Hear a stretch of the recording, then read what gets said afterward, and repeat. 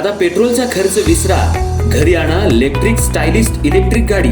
100% भारतीय बनावटीची electrics EV electric गाडी आता उपलब्ध. 5 वर्षांची वॉरंटी, आकर्षक कलर्स आणि स्पोर्ट्स डिझाईन. एकदा चार्ज करा आणि 100 ते 140 किलोमीटर पर्यंत रेंज. अत्याधुनिक सर्व्हिस सुविधा, लोन सुविधा सुद्धा उपलब्ध. आजच भेट द्या साई मोटर्स, किसान चौक, इचलकरंजी. संपर्क 93 73 27 57 52 किंवा 0230 299 77 66. नो पेट्रोल नो टेन्शन, इलेक्ट्रिकचा स्मार्ट पर्याय.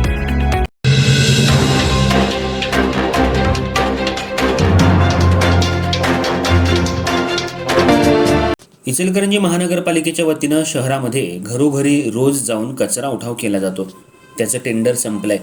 टेंडर काढण्यासाठी आज स्थायी समिती सभापती यांच्या दालनात बैठक पार पडली. यावेळी हे टेंडर 22 कोटी रुपयांचं भरवण्यात येणार होतं, पण स्थायी समिती बैठकीमध्ये 9 विरुद्ध 6 मतदान घेण्यात आलं. त्यामुळं शहरातल्या कचरा उठावाच्या 22 कोटी टेंडरला विरोध करण्यात आलाय. या टेंडरमध्ये मोठ्या प्रमाणात भ्रष्टाचार होत असल्याच्या कारणावरून भाजपचे काही नगरसेवक आणि विरोधी नगरसेवक एकत्रितपणे येऊन हे टेंडर आता रद्द करण्यात आले. इचलकरंजी महानगरपालिकेतर्फे गेल्या काही वर्षांपासून घरोघरी जाऊन सुका ओला कचरा गोळा केला जातो.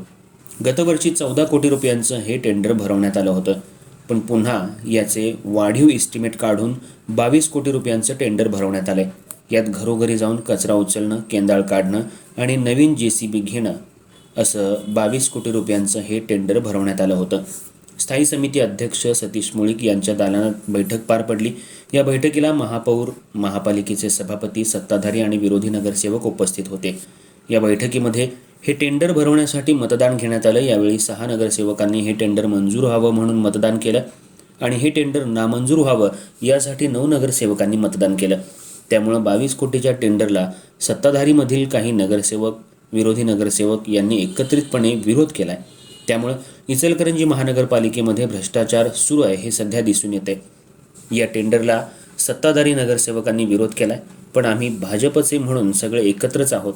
पण इचलकरंजीच्या विकासासाठी आम्ही एकत्रितपणे येऊन 14 कोटीचं टेंडर 22 कोटीला द्यायचं असेल तर हे टेंडर वेगवेगळं द्यावं. यामध्ये कचरा उठावासाठी वेगळं, केंदाळ काढण्यासाठी वेगळं, तसंच सुका कचरा आणि ओला कचरा गोळा करण्यासाठी वेगळं, त्याचबरोबर कर्मचारी वेगळे असे वेगवेगळे टेंडर काढावेत अशी मागणी सत्ताधारी नगरसेवकांकडून करण्यात आली.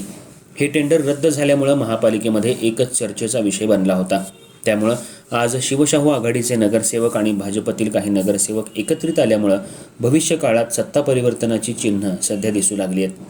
शहरामध्ये विविध विकास कामं सुरू असताना यात मोठा भ्रष्टाचार सुरू असल्याचा आरोप विरोधी पक्षनेत्यांनी केलाय. तर काही भाजपच्या नेत्यांनी सांगितलंय की भाजपच्या नगरसेवकांना वरिष्ठ नेते काही माहिती देत नाहीत.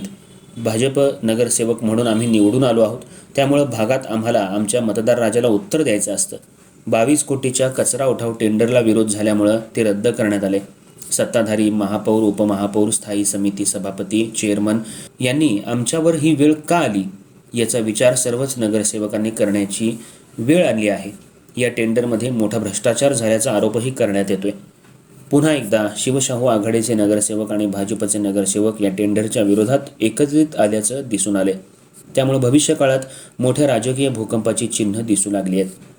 आज स्थायी समिती बैठकीला महापौर, उपमहापौर, स्थायी समिती चेअरमन, नगरसेवक, विरोधी नगरसेवक उपस्थित होते.